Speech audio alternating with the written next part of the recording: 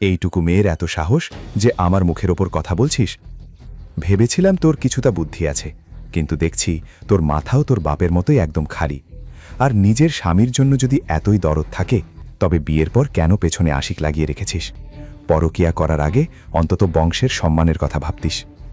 গায়ত্রী দেবী একের পর এক তপ্ত বুলেটের মতো তিক্ত কথা বর্ষণ করতে লাগলেন। অবনীর চোখের কোণ ভিজে উঠল। গৌতম অবনীকে এই অবস্থায় দেখে স্থির থাকতে পারছিল না। অনিল আর গীতাও এই কথায় ভীষণ আঘাত পেল। অনিল এগিয়ে এসে অবনীর কাঁধে হাত রেখে বলল, মাসা, অনেক হয়েছে, এর চেয়ে বেশি আমি আর শুনতে পারব না।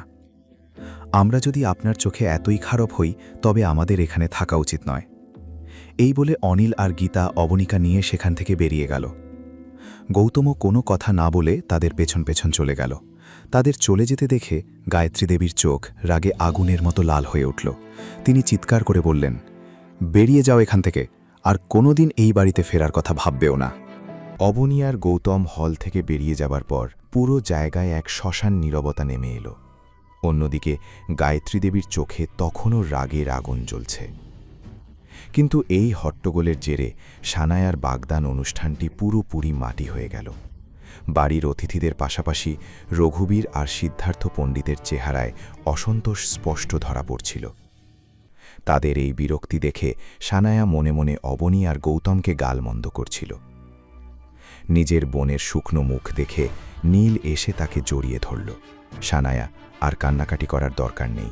নীল সানায়াকে সান্ত্বনা দিয়ে বলল, এবার কাঁদার পালা গৌতম আর তার আদরের বউ অবনীর। কথা বলতে বলতে নীল এক দৃষ্টিতে গেটের দিকে তাকিয়ে রইল। গাড়িতে ওঠার আগে অবনী নিজের চোখ মুছে নিল। কিছুক্ষণের মধ্যেই সবাই গাড়িতে করে বাড়ির দিকে রওনা দিল। অবনী মনে মনে গৌতমকে বলা নিজের কটু কথাগুলোর জন্য অনুতপ্ত ছিল। সে ড্রাইভ করতে থাকা গৌতমের দিকে তাকিয়ে বলল, গৌতম, তোমার নীলের সাথে তর্কে জড়ানোর কোনো দরকার নেই। ওর থেকে যত পারো দূরে থেকো। হ্যাঁ অবনী, কিন্তু আমি তো শুধু বোঝাচ্ছিলাম যে ও আমার ওপর মিথ্যা অপবাদ দিচ্ছে। তার জন্য আমি দুঃখিত, কিন্তু ওর থেকে সাবধানে থেকো। ওর ওঠা বসা গুন্ডাদের সাথে। ওর সাথে পাঙ্গা নিলে ও প্রতিশোধ নেবেই। আমি ছোটবেলা থেকেই নীলকে পছন্দ করি না। ঠিক আছে, আমি খেয়াল রাখব, তবে আমার মনে হয় না ও কিছু করতে পারবে। পেছনের সিটে গীতা আর অনিল চুপচাপ বসেছিল। গীতার চোখে মুখে রাগ থাকলেও সে বোধহয় বাড়ি পৌঁছানোর অপেক্ষা করছিল।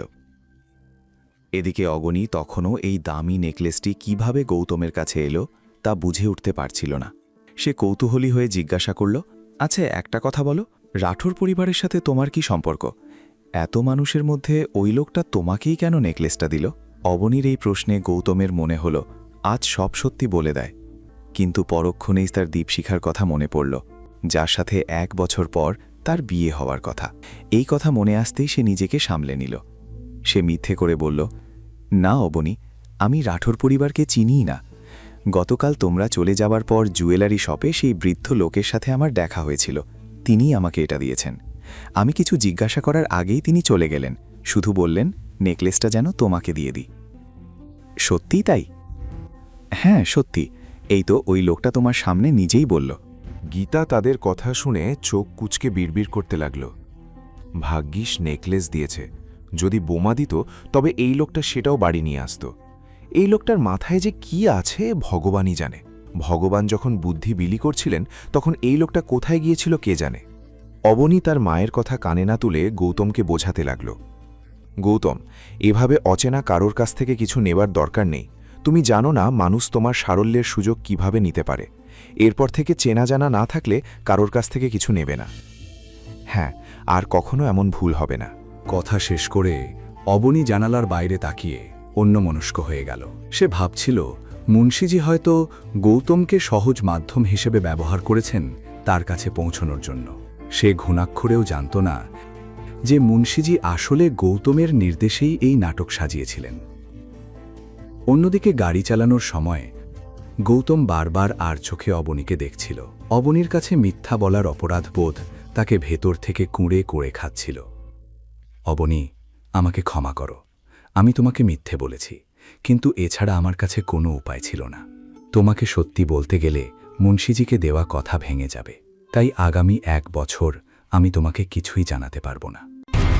পরের কাহিনী জানতে দেখতে থাকুন পরবর্তী এপিসোডগুলো শুধুমাত্র পকেট এফএম ইউটিউব চ্যানেলে। আর রয়্যাল ওয়ারিশের সব এপিসোড শুনতে এখনই ডাউনলোড করুন পকেট এফএম অ্যাপ, লিংক দেওয়া আছে ডিসক্রিপশনে।